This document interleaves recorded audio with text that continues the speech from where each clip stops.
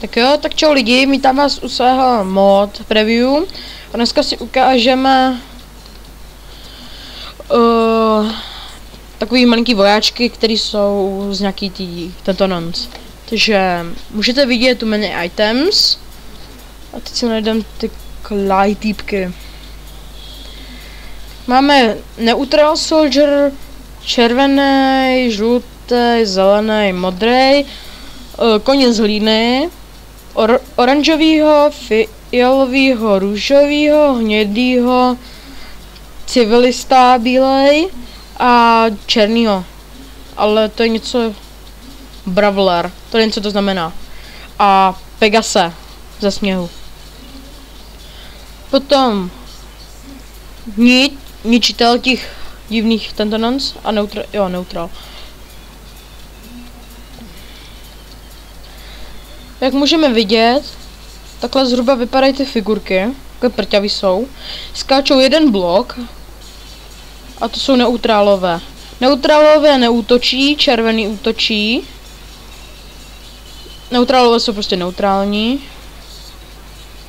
A tím ovladačem je vlastně jako zabijeme, bych to tak řekl.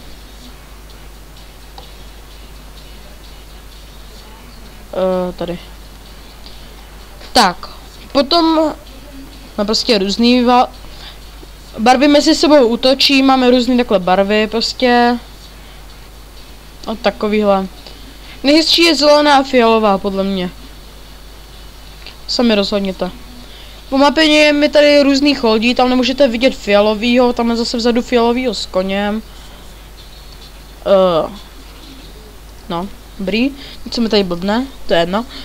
Potom, vojáky můžete různě tunit. Dneska tak třeba zvolím modrý. A můžete vidět, modrý si osedají koně. Když dáte válku a dáte třeba dva ty jezdce proti sobě, tak nezabijete koně, ale jenom vojáka. Rychle si pro ně dosprintujeme. Jo, můžete vidět 181, což je super. Jak pro koho? Ale neřeším.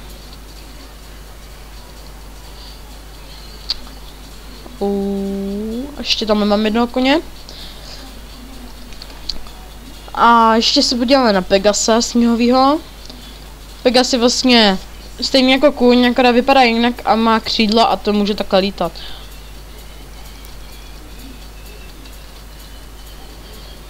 Je to jako portál, když scházíte do portálu s tím ovladačem.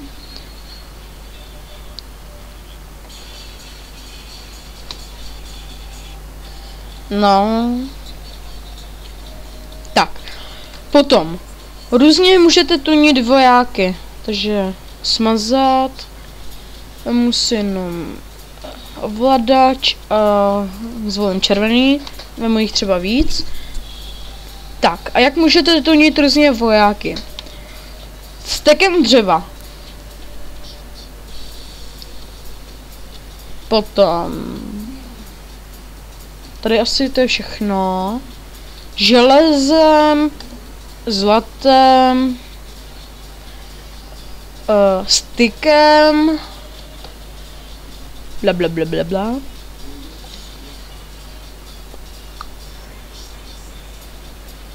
No, flintem a tímhle a tím jídlem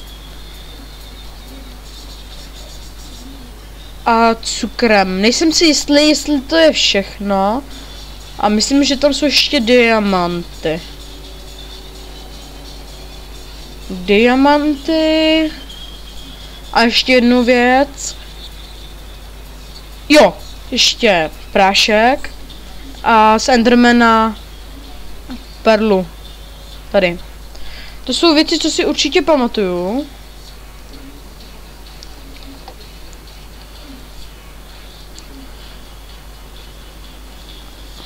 Tak. Vojáček. Hodíte mu dřevo. Zmatku. Hodíte mu dřevo. A vidíte, má, dal by se říct na hlavě jako kus dřeva. Jako drží to. Tak. Co to postavil a hrát. Můžete vidět, tady může chodit. Můžete třeba tunit zlatem, teda železem, i když nevím, co mu dává železo. Jo, myslím velký damage. Zlatem můžete si zvolit krále, a to asi pro všechny nejde.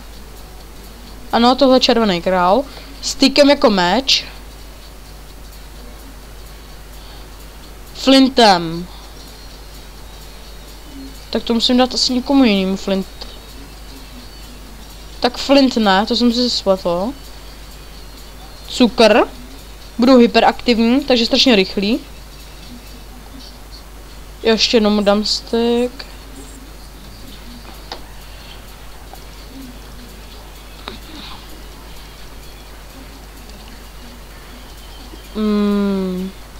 Jo, ještě jsem zapomněl kožešinu.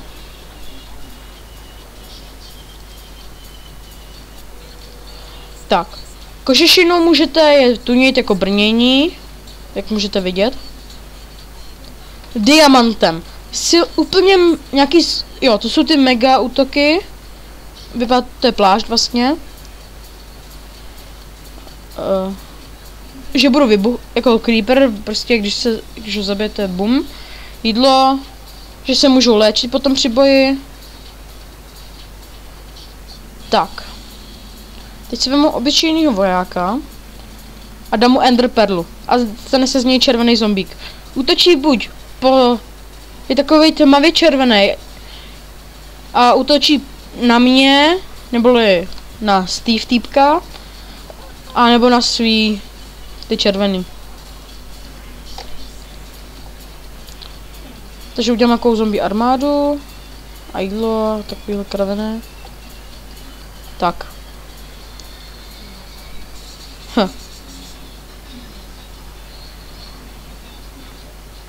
Schválně zkusím, jestli zombík ano, může mít speciální takhle.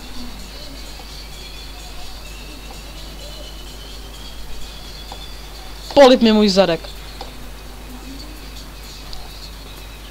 Bam. Mohli jste vidět exploze.